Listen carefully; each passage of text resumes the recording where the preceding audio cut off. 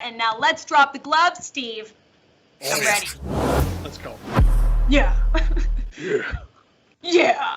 So obviously it's much too early to be doing this, but we love to just bring the chaos. The season's over, the draft's over, the first couple days of free agency is over. So now we should just predict who's going to win the cup, obviously, because like what else is there to do for the next 7 months? Who knows? Hopefully not that long. Oh my We God. got no, I can't. I can't do this for 7 months. No. Anyway, we'll just go play shinny every day. So right now, the current Stanley Cup odds have Colorado and Vegas tied to win the cup, which is, you know, a pretty good bet. Tampa right below them, then Boston, then that's the Philadelphia Flyers. Yep. That one kind of surprised me. You got the classic Penguins, Capitals, Blues, Leafs, and Stars. So that's your top 10 for Stanley Cup odds right now. I pretty much can agree with the top 3. And then, did I miss something about Philly? Like, I know that they had a good run there, but the 4th best odds to win the Stanley Cup, or 5th best odds to win the Stanley Cup is a bit shocking to me. I don't think I'd be putting my money on that. I had them high heading into the bubble, but I think the odds makers aren't stupid. There's a reason they make a lot of money, and I think what they did is they looked at the 2 teams that made the Stanley Cup final, and they're like, okay, they have to be in there. Now, let's look at the top half of the NHL and realistically look at the biggest markets in there and then throw them into the top 10. And Philly's in there. I mean, the Leafs are on that list, too. Let's not pretend like that's not a little weird.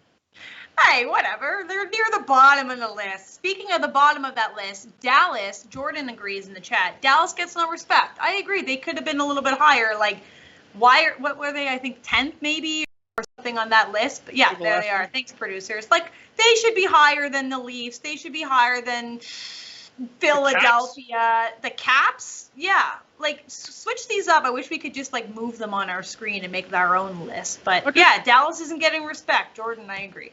I couldn't tell you who bloody plays for the Penguins after the offseason that they've had. Kapanen, baby! Who? Kapanen? Does he play there? Oh, yeah. Kapanen. Never heard of him. Their goalies are Tristan Jarry, and I don't know. And they don't have Jack Johnson anymore, so that's pretty dope. Oh, bummer! No, what? I don't understand what he has. I thought Jeff Gordon was a top 5 GM in this league. I really did. And then he goes out and he signs one of the worst regular NHL D-men. No, we're not doing this. Jack Johnson. No, we're not. I'll sign off of Zoom again. Everyone, I'm telling all the toys in my room to relax. Relax. Yeah. Those are your only friends. Drew Dog says Colorado wins the cup if their top guys aren't injured. I agree with you. That's what the odds say too, Drew Dog. So hopefully nobody gets injured. Fingers crossed. We got Steve Jameson. How is Vancouver not there?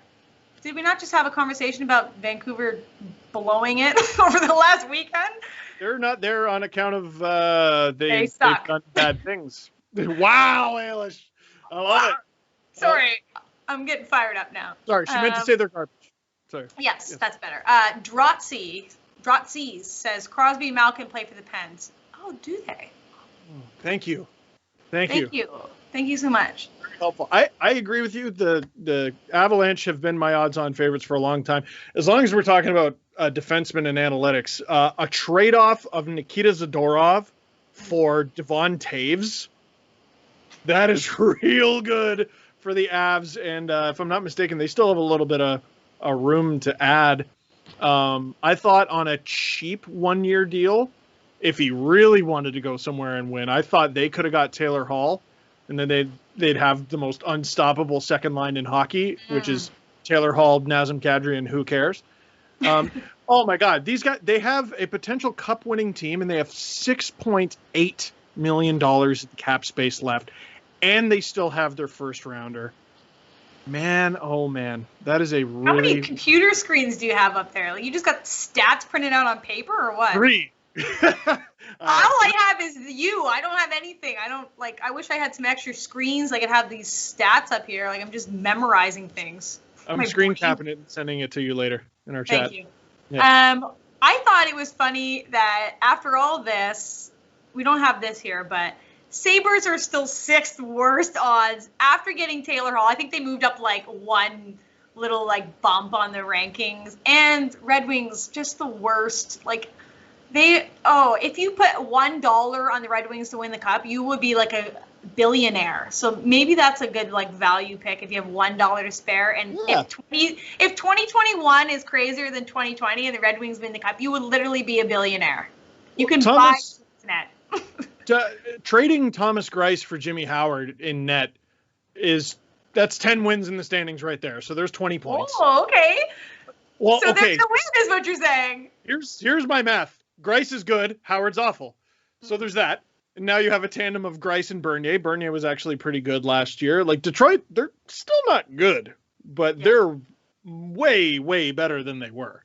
Okay, so let's talk about value picks. So we weren't allowed to pick anybody in the top 10, obviously, because that's not value. And the producers put rules on us. But my pick, did you miss the Edmonton Oilers weren't in the top 10 of chances to win the Stanley Cup? Like, I don't know. I'm thinking that if you look at the way things have gone, Tampa gets annihilated and humiliated in the postseason and then wins the Cup next year. So who's to say that the Edmonton Oilers can't do the same thing? Draisaitl wins every trophy on earth 2 weeks ago. McDavid, he had a full season to recover from his injury. Hopefully his COVID goes away. He's producing at incredible rates.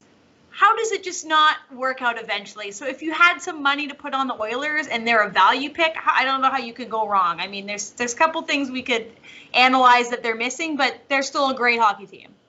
They are. I don't know how they decided to run it back with their goaltending. Like, I know. How did you watch Mike Smith last year and go, for sure, here's $2 million, dude? There's still goalies out there. You never know. I guess. Maybe we'll get Hutchinson. Yeah, well, I mean, dude, that guy won 2 playoff games. He won more than Mike Smith did. Right, so that's not a bad idea. Okay, who's your value pick? I know I'm a fool, but I'm at very least consistent. A team that we always say this is their time to take another step, and they always end up disappointing at some point. But the Carolina Hurricanes, just with their youth and their talent, I gotta believe, and with one of the best coaches in the NHL in Rod Brind'Amour, I gotta believe they're ready to take another step. And I'm doing this with a bit of an asterisk. I am not convinced. No. Okay, I'm telling you why I'm picking them. Because they want to improve the one thing that they seem to think they need to improve the most. They've been in on every goalie rumor, and they've done nothing about it. Peter Mrazek, his name is always out there, still done nothing about it. They're going to be a playoff team. They're going to be one of the top teams in the East regardless. And then if they go out and get a true number one, because I think Mrazek and Reimer at this point in their careers are tandem goalies. They go out and get a true number one. That's an easy Stanley Cup final appearance for them. And I'll throw in the same about the Colorado Avalanche. Whoa. Relax, Steve.